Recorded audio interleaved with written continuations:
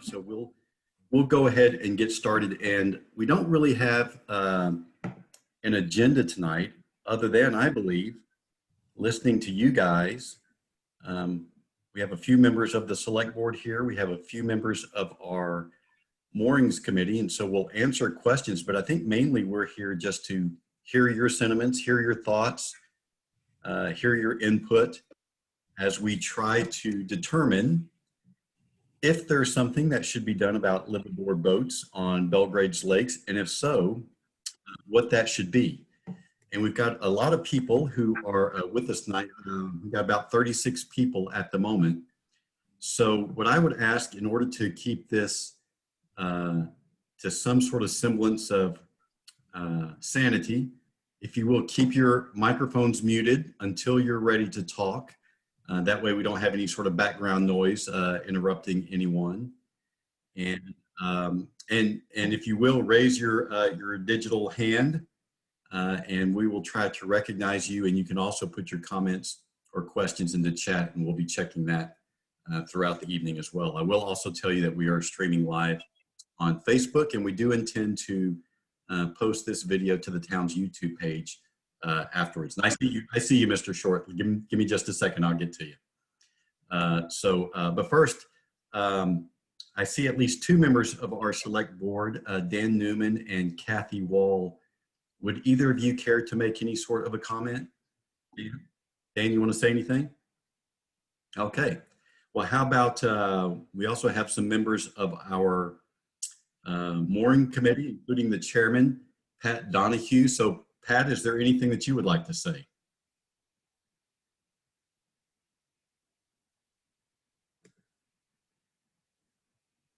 You're still muted, Pat. Do we want to should we mention what our last proposal that was on August 25th to the select board was for the rest of the group? Yes, please. Yes, sir, please do. I'll just read through the liveaboard boats portion. This is from our notes. The committee is concerned about the potential impact of houseboats, which are proliferating as Airbnb rentals on other main lakes. It's a recommendation to you is for an ordinance that would prohibit sleeping overnight aboard boats within 200 feet of the shore, which is where the town's jurisdiction ends, period. All right. Anything else you'd like to say, Pat, about tonight's proceedings before we open it up to the floor? I've just had a chance to read, some of the written comments that have been, letters to you. So from residents on the lake. So I think they were very poignant and telling on where they thought this should be going. So I don't know if they can be read aloud to the group who hasn't seen them.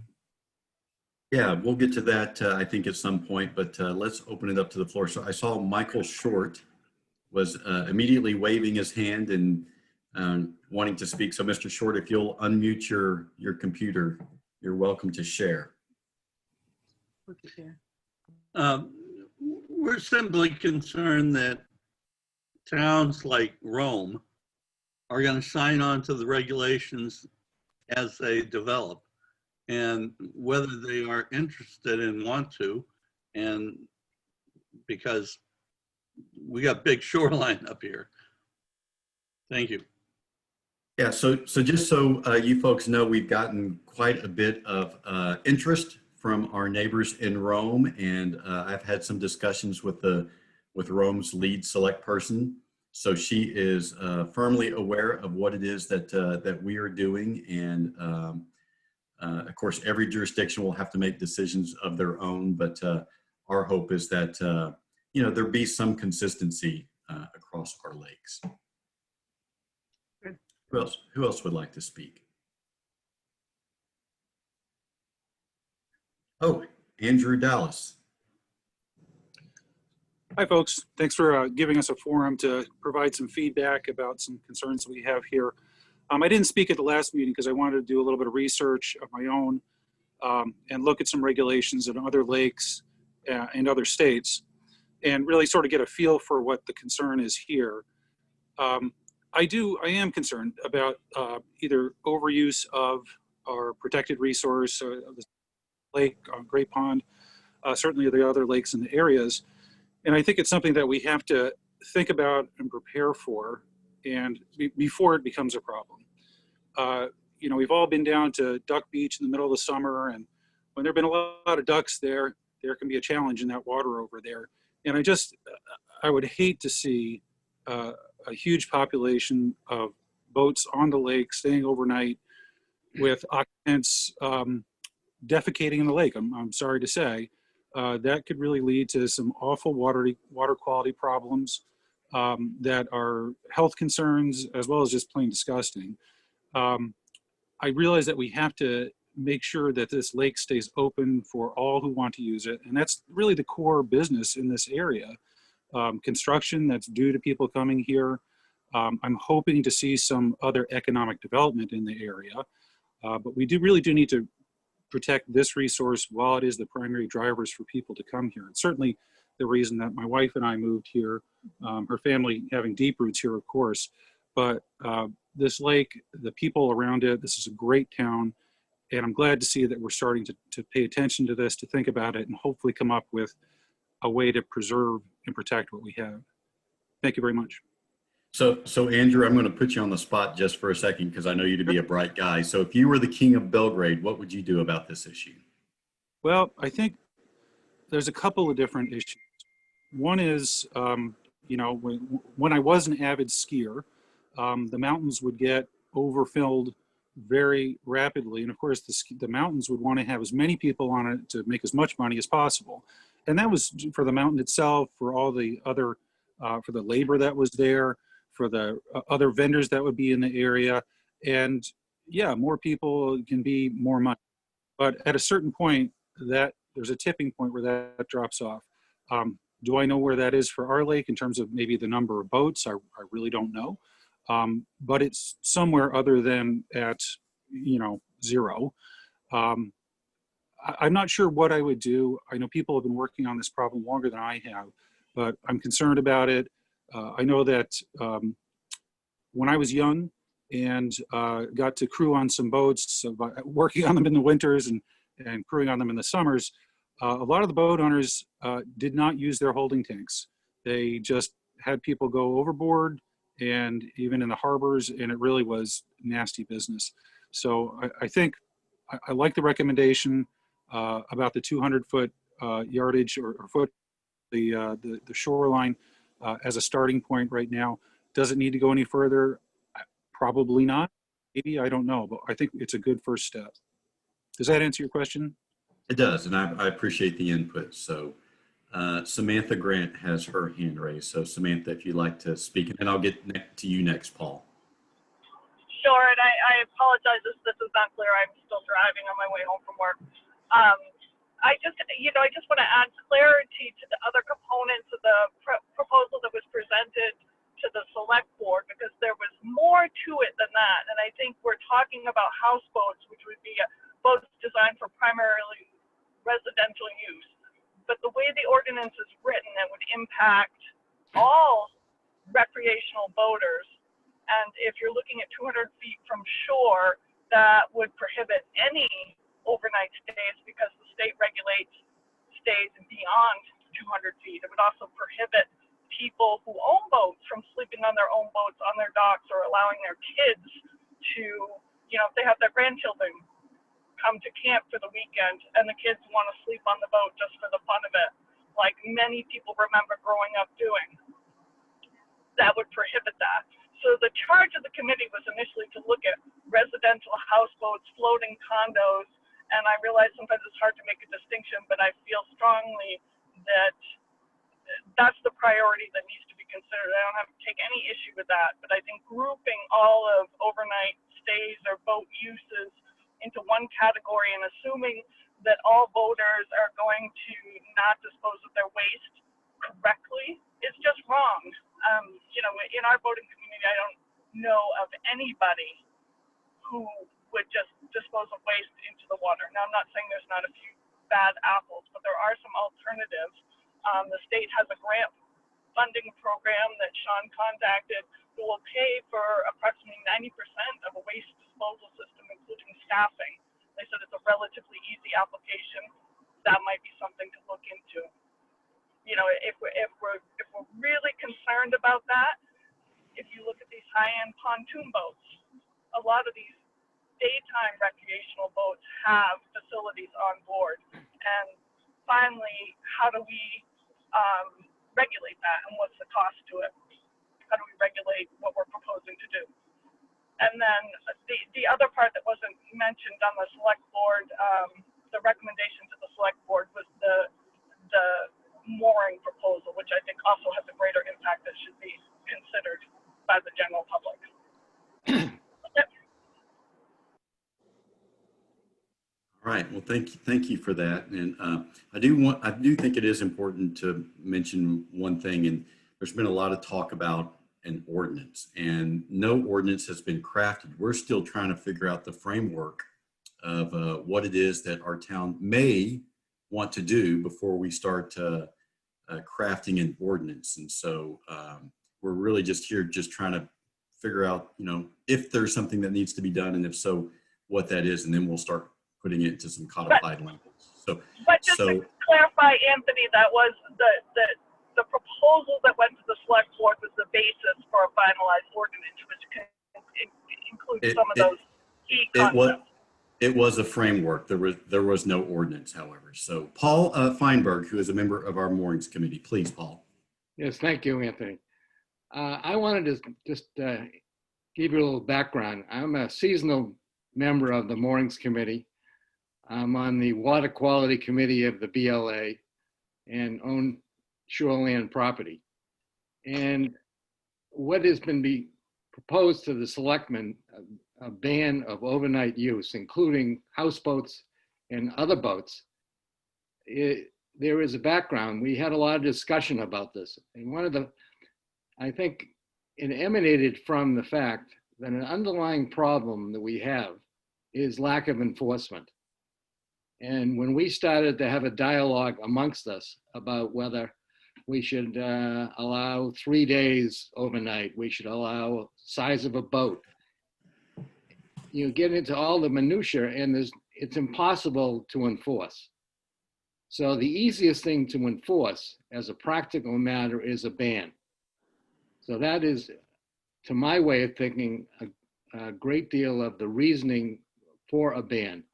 The second is that then we have no question. There's the water quality of these lakes are critical. And we're now experiencing problems in East Pond, North Pond. And as we know, it's a whole system of lakes that flow into each other. So I guess from my point of view, there is very little downside at this point to have a ban. We do not have a pump out capacity. If there is a pump out capacity that happens later on, then come to the mooring committee, come back to the select board and talk to us. But at this point, we are anticipating a problem. The other issue that I had is there's really no problem that is we're affected by, because there's not a lot of houseboats, and but I bought into the idea that we should not try and chase the horse once it's left the barn. And so I think this is preventive medicine, and that's why this is the thinking that I, for one, and the mooring committee had to propose a ban, because it's easy to enforce. It's simple, it's straightforward, and it protects the lake. All right, thank you for that, Paul. So I'm going to read a comment that Adair Mulligan put in the chat, and anyone is welcome to use that if they'd like. But he says, I spent years on Lake Winnie. You'll have to forgive me, I'm from away. Winnipesaukee. Thank you, Paul. Where I often observe people urinating into the lake in broad daylight from their boats, and that lake is the public drinking water supply for the city of Laconia. So Janna Townsend has her hand raised. Janna? Hi, I'm sorry I came in late, so I didn't hear the beginning of the meeting. I'm just going to speak for myself. I live year round on the lake. I am your Belgrade Lake Smart person. We are working really hard trying to get the people who live on the shore of Messalonsky to abide by rules to protect the lake. The lake is very vulnerable. I don't know how many of you people saw our annual meeting. At our annual meeting, we presented that the lake was very vulnerable this year, that if in fact we had a few more hot days, that our lake would have been green like, what is it, East Pond was. So we're on the verge, we're on the cusp of ruining our lake without putting boats in it. I am clearly opposed to the idea. I am in favor of us. I advise everybody to go on Friends of Messalonsky's website to watch the video that explains how we can enhance the balance of our lake so our fish don't die, so that our plants that are necessary continue to live, so that we don't create what's called a striated lake where the oxygen diminishes and we end up with a green lake and all our property values go down. We are working on this without adding boats to the lake. I will withhold my taxes if this happens, number one. Number two, we don't own the lake. I don't know who we would charge or ask permission for to do this. Plus, we're not the only lake, the only town on the lake. What about Oakland and Sydney? And finally, Belgrade doesn't even have an entrance to the lake or a town entrance to the lake at this point. And I would hate to open it up because the lake has gotten environmentally improved as a result of closing the Belgrade entrance. Thank you for letting me speak. Thank you for speaking. Craig, unmute yourself and let's hear from you. Hi. What I want to say is I'm all for an ordinance against houseboats and Airbnbs. We don't want them a full-time rental, summer rental, sitting in the water in front of places. Totally agree with it. But don't go after the recreational boaters, because if we go after the recreational boaters, then what's next? First of all, if you go after the recreational boaters staying overnight, first of all, we probably won't have an ordinance. Secondly, if you go after the recreational boaters from staying overnight, why the hell can the ice fishermen stay the night? Why can anybody else stay the night? And you know, you're targeting one thing that has very little to do with the health of our lakes. You think everybody out there is dumping on the lakes? You're sadly mistaken. Most of the boaters out there are pretty clean water. I don't know if any of you are fishermen. Obviously, that message, they weren't much of a fisherman or anything. Have you seen how birds and fish defecate in the water? It's the nastiest thing. They'll cover my boat. One pike will cover my boat. And what little bit happens from humans on boats is so minute compared to a family alone will eat a ton of fish a year. That's shitting a lot. And, you know, what little bit there hasn't been. So what boat landings are big enough to get these houseboats on? Salmon Lake certainly isn't. East Pond certainly isn't. North Pond certainly isn't. So what are we talking about? Possibly Messalonsky and Great Pond, because you can't get under the bridge on Long Pond, so that's only half the lake over there. So concentrate on the houseboat portion of it. We don't want Airbnbs. We don't want the rentals. We don't want any of that happening, but leave the recreational boaters out of it. Thank you, Craig. So one thing Craig mentioned about not having an ordinance at all, that was a reference, I do believe, to the fact that whatever is proposed will eventually have to be approved by the voters, because all ordinances in Belgrade must be approved by the voters. All right, who else would like to to speak. Ned Hammond, please, sir.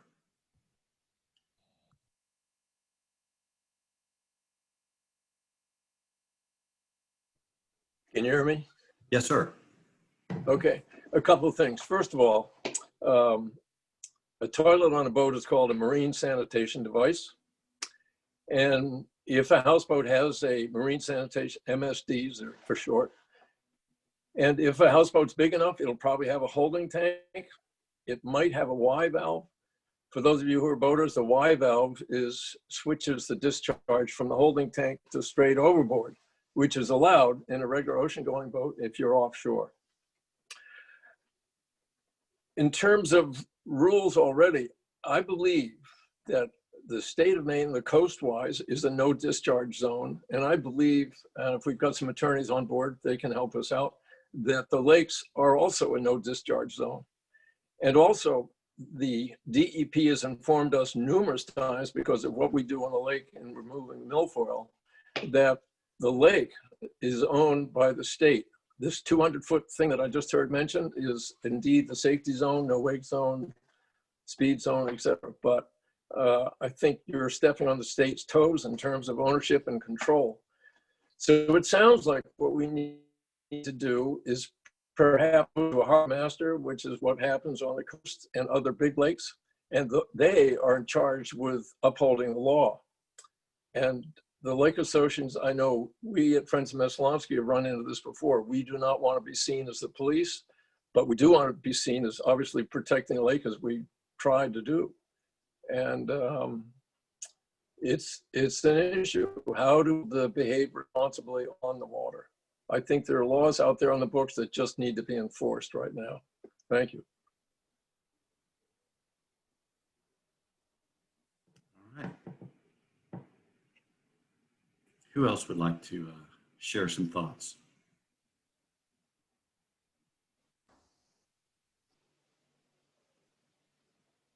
Oh, Michael Barrett. Sorry, I didn't see you down there, Michael. I'm up here. You're down there.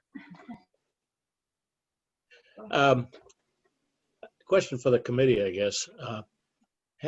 Was any consideration given to looking at the owner of a boat, somebody who lives on the lakes and has a boat that's capable of sleeping people, letting that he or her tie up to the dock and use the boat not as a rental, but as for family, for the situation was described earlier, having the grandkids come in or some other such thing.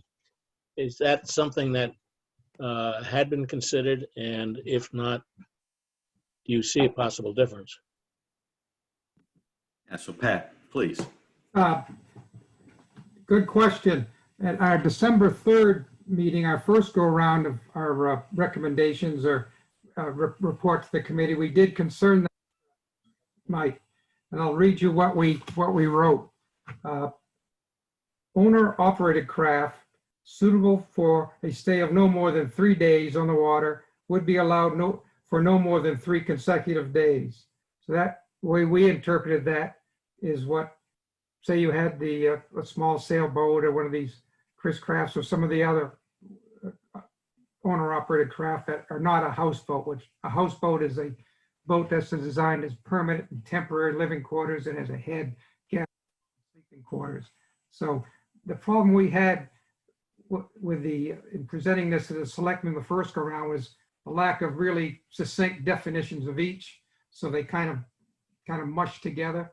But that definitely was one of our concerns, that early on, that we consider that, you know, the recreational boater. How that can be, we probably just need a better and tighter definitions, because what I agree with what Paul says, everything has to be simple and clearly understood with any regulation. You're right. In my 24 years in the Coast Guard enforcing these type of laws throughout the coast of this country, that was our utmost consideration. When someone read the regulation, they understood it, and it wasn't squishy, and they knew which way they had to go with it. So that's kind of where we were on that, Mike. Is it, to me, makes some sense to do that, given what Craig has said and others have said. But I'm wondering if it's worth giving it another thought, perhaps developing something like that. The other thing I wanted to mention, as far as using an overboard discharge, that the DEP would consider that a point source discharge, and it is quite illegal. All right. Craig, you had something else to add? I'd like to speak. Yes, Maggie, we'll get to you here in just 1 second. Oh, I beg your pardon. Yes, I hear, you know, it keeps coming back to the landowners, keeps coming back to the landowners.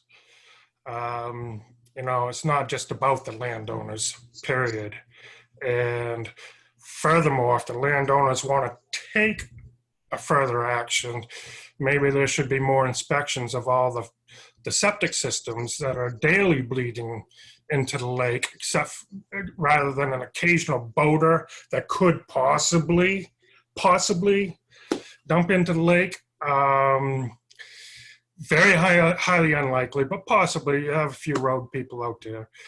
But if the landowners are so concerned, form something to check every septic on the lake first before they go knock on somebody else. And, you know, it's not just about the landowners. There's a lot of people that use these lakes other than the landowners. Just because they bought on it doesn't give them ownership of it. I'd like to second what Craig said. The lakes belong to the people, and they have since 1647, reenacted again in our Great Ponds Act. And he's right. They belong to the people of Maine. I think the purpose of this action or consideration is purely water quality. It's not who owns the lakes or who gets what view. It is a concern about what could happen to water quality. I'm not versed in the laws pertaining to overboard discharge as well as I should be, given my background. But I do know there's such a thing as a commercial water transportation permit. And I know about that because there is one lake in Maine that enacted a live-aboard boat ordinance. And that was Friends of Wilson Lake did that in Wilton. And I believe the year was 2003 or something like that. It was way back in the early 2000s, and their concern was purely water quality. And it was the thought that any vehicle on the lake transporting sewage, gray water, and gray water could be a threat to water quality. At that time, according to the folks who were head of FOWL, that's Friends of Wilson Lake, IF&W was also very interested in this. Of course, it's a very much smaller lake up there in Wilton. It's like 400 and something, maybe 450 acres, not 6,000 or 8,000. And so they you know, the effect of one boat or 100 boats or whatever would have a bigger effect. But IF&W was concerned about contamination of the habitat and people eating fish. I guess that's all I wanted to say, except that I came in a little late and I wondered what the definition of a live-aboard boat is. My understanding is that it's some kind of a vessel that has a head, a galley, and sleeping quarters. Is that how this is defined in this particular discussion? And I respect Ned Hammond's experience, his wisdom, etc. But I think probably something to ensure that we don't have septic accidents is probably necessary. Thank you. All right. Thank you, Maggie. So to answer your question, yes, the committee's been working with a working definition of a live-aboard boat having a head, galley, and sleeping quarters. And that is, in fact, a definition that's lifted from the Wilton ordinance. It's one of the things that the committee has studied, but Wilton decided that they would allow overnight mooring and anchoring on Wilson Lake only if it was at a marina with pump out capabilities. The catch being that there is no marina on Wilson Lake, ergo they have outlawed that activity. And I spoke with the town manager there early in this process because I wondered if that has ever been challenged from a legal perspective, and to date it has not. All right, I see the Chantels down there. Yes, please. Hi, I'm Jane Chantel. It seems to me there's a difference between using the lake for recreational purposes and using the lake to make money, which I think houseboats and Airbnbs are commercial uses. They're using the lake to make money. And that's a different thing. You know, I don't think lake use is the sole propriety of people who have property on the lake, but we pay a lot of taxes in order to have access to the lake. I'm all in favor of people having access to the lake for recreational purposes, but I'm not all in favor of people having access to the lake for commercial reasons, for the ability to make money off the lake. And so that, as well as the water quality purpose or concerns, bothers me about the idea of Airbnb or houseboats on the lake.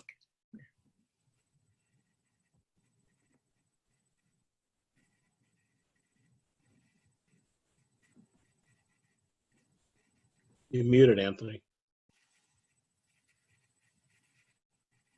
Thank you, Michael. And thank you, Mr. and Mrs. Chantel. Who else? Hit the mute.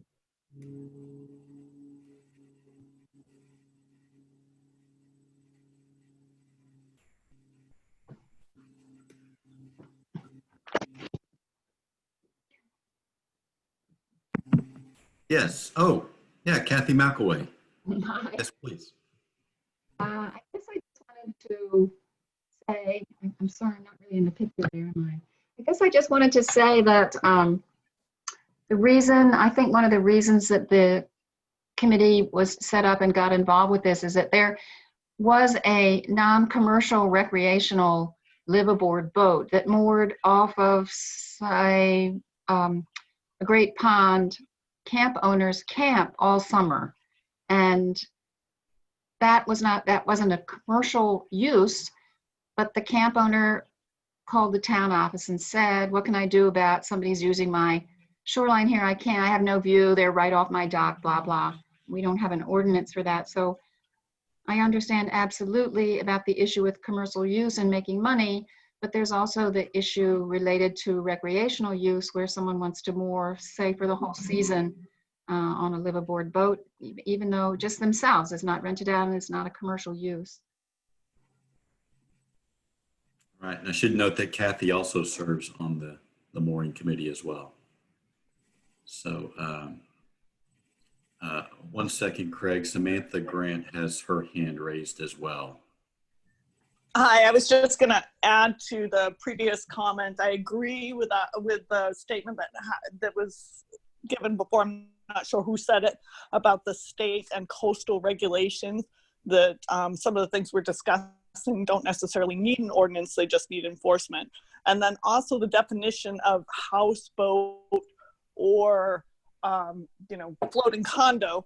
I think that we could do some more work in that area, and I'd really look at that. It's a vessel that is primarily intended for residential use, may not be powered on its own, may be powered on its own, but predominantly designed for residential use versus recreational mobility. And I know you lifted the definition from the town of Wilton, but it does seem like you could add some clarity and move forward with this faster if the committee found a way to differentiate between sleep aboard recreational vehicles, cutting cabins and such for the time being. Right.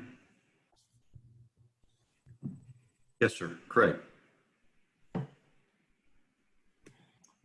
I agree with the Chantels. And I also think if there's an issue with people spending the summer in front of people's camps, that can be corrected with the mooring ordinance that you had out there, mooring proposal that you had out there.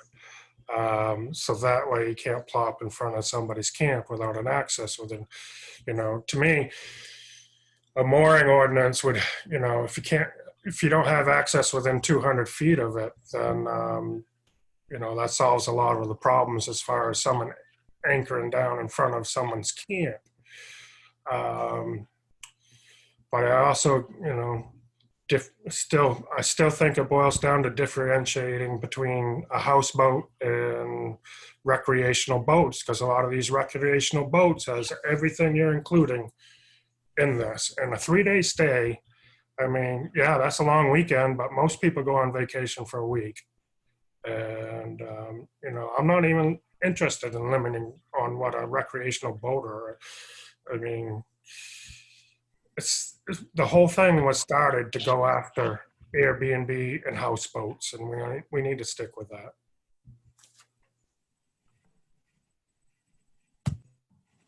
Andrew. Thank you. Craig, I would tend to agree with you on that front, that we certainly are in favor of people using the lake recreationally. The issue comes to enforcement and, I guess, detection. So how do you know if somebody's Airbnb, other than looking up rentals and Airbnb, if they're not using that facility, if they're doing it under the table, if they're not doing it online, if they're listing it online? But what are your thoughts about how we can define and enforce purely recreational use? Thank you. Yeah, go ahead, Craig. How do you do it with every other ordinance in the town? Well, usually those are complaint driven, There you go. That's how code enforcement typically works. Water, land, ordinances, they're all the same when it comes to ordinances. Pat, were you wanting to say something?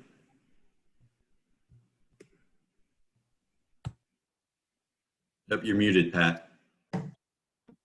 We weren't just focusing on Airbnb houseboats. As Craig said, houseboats. An owner of a lakefront property now could buy a houseboat. You can get them from, $25,000 to $150,000. As anybody who Googles houseboats for sale on the internet or designs, you'll be overwhelmed with how big this and how creative people are getting and making them. Big companies are getting into them. They're modifying pontoon boats through this. So what I envision is some owner, a lakefront owner, could actually use a houseboat as a guest house for them or overflow guests. So you're going to have a boat docked at their dock. Could be all summer. And to me, that's just as much as intrusion as an Airbnb, because if you're their neighbor, you're looking over 100 feet, you're going to see a liveaboard craft right there all day long, all night long, noise, lights, and that would dramatically change the feeling we have on the lake. So I agree, we need better definitions of a houseboat and accommodation of that recreational boater. But the houseboat is more than an Airbnb houseboat. It could be one that a family decides they want that as their guest house more than the lake. If you wanted an RV on your lot, with the shoreline zone, you'd have to put it 100 feet back from the shore. Houseboat moved on the dock is right on the shore. So we're looking at a broad range on these houseboats, but the succinct definitions, and in our earlier conversations, we all recognize the need for that recreational boater to continue to have their use. So that we'll need some guidance and some thought how we can make that type of language work. Thank you. Pam and Mark, please. Hey, everyone. We've heard some really great things tonight. I think the sense that Mark and I both get from the conversation is we need to not make the definition so broad that it cancels out having fun on the lake, right? It's about fun on the lake. And we also want to protect, as we are individual property owners and we own a business on the lake, that we want to keep, as many people have said, the longevity of like a sustainable, beautiful lake that we all want to come to and that our people want to come visit, and property values remain quality. And I think that it really comes down to making a very simple idea of an ordinance and not making it too complex. Allowing recreational boaters to have fun on the lake, and maybe, as Craig says, it comes down to a mooring ordinance. And the idea of people sleeping on their boats on their docks sounds like a good time, right? It's what the lake's kind of about. It's a good time. So I think we were very concerned with the idea of houseboats being completely uncontrolled, and interested in heading that off. Airbnb rentals. Heading that off before it becomes an issue. And I've heard that repeated by almost everyone on the Zoom conference. No one was really strongly in support of rental Airbnb type houseboats that could go anywhere in the lake. But at the same time, we don't want to limit individuals' recreational enjoyment of their own boat on the lake. So I think the crafting of the language of this ordinance is very important to address the real risks and not be too broad, and tie it in with the mooring ordinance, which is probably the way to do it the most strongly. All right, thank you all so much. So we do have a comment in the chat from Sean Grant, who says, who is on the committee, who says enforcement is going to be the issue, whether it is a total ban or breaking out recreational. And you know, and enforcement is always a challenge. And I would say that there is a school of thought that I happen to believe in, that the vast majority of people are law-abiding citizens. And if you have something on the book, you know, 90+% of people are going to obey that. And then you enforce as you can for the other 10%. And obviously, if we don't have any regulations in place, then there's also zero chance of enforcing anything that that people might find objectionable. So do we have other questions? So Pam, Mark, were you applauding there, or were you wanting to say something else? just applauding your thoughts. Thanks, Anthony. Thank you. So, okay, Samantha, it looks like you would like to speak again.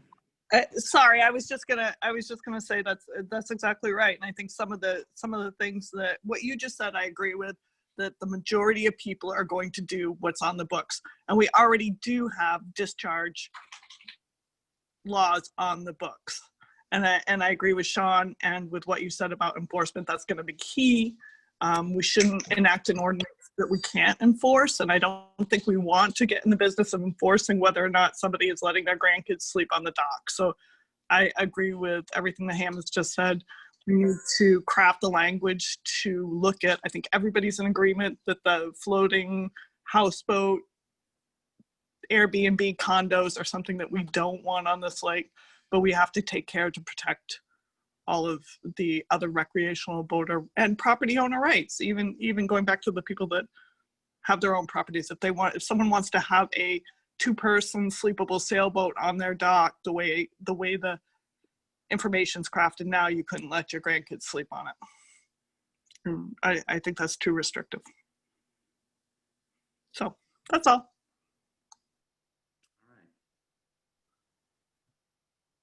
Any other thoughts out there?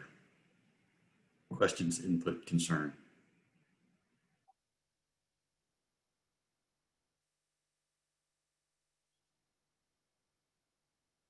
All right, well, if there is no other dialogue to be had, then we don't want to keep anybody any longer than they are. I do think this has been helpful, and I've seen some folks taking some notes, and so I do. And oh, Linda Bacon. Yes, Linda, our resident DEP expert.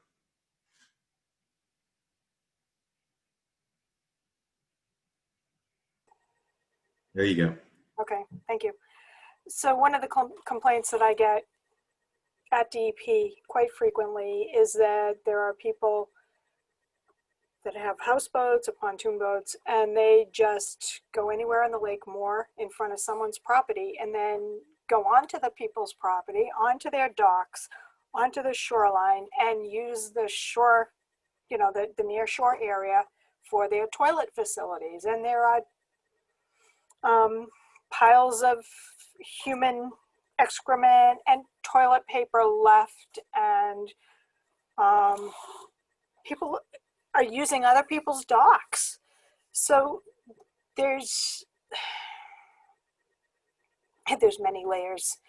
Probably there needs to be a committee put together to identify all of the layers. The concern about noise and lights for people that might have their own pontoon boats or party boats in front of their own place and they have guests. Now that could be addressed with a noise and light ordinance. A light ordinance would not just benefit residents, but a lot of wildlife, bird life as well. Just another thing to think about.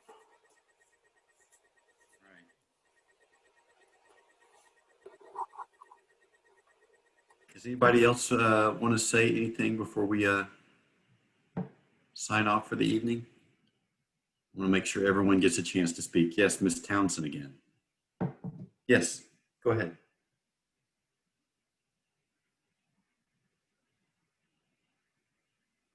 Ma'am, you're muted.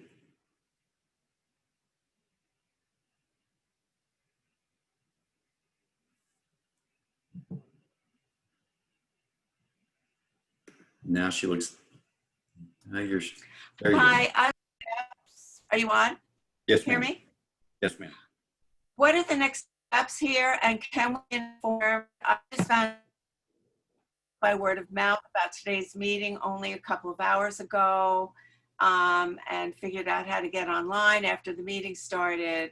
So I would like to be kept informed and also hear about hear the next steps so that I know that things like, as I listen to people, light and noise are being addressed, as well as, I mean, I know that for a fact that during the winter, the ice fishermen use the docks and the land, and quite frankly, use our shoreline for bathrooms. So there are a lot of issues around here that cannot be easily enforced. So I would really like to be kept aware of what you're going to be doing and when, so that I could participate. Well, I have a great suggestion for you. The town has a spiffy website that was unveiled earlier this year. And if you will go to townofbelgrade.com/subscribe, you can subscribe to all sorts of emailed notifications concerning meetings and news items. And so you get to choose what it is that you want to follow, and that's the best way to find out what is going on. So Pat, as the chair of the committee, would you like to talk about what you see as the next steps happening?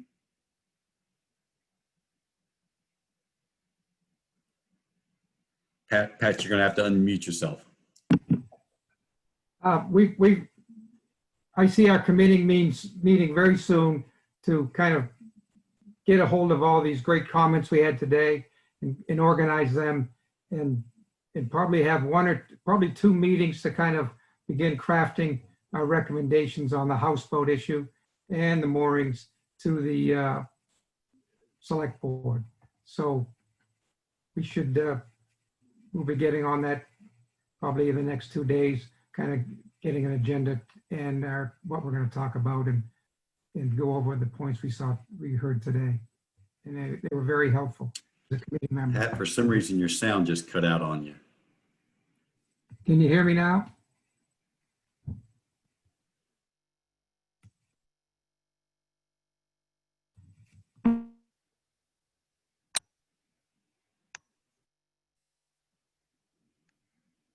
Okay.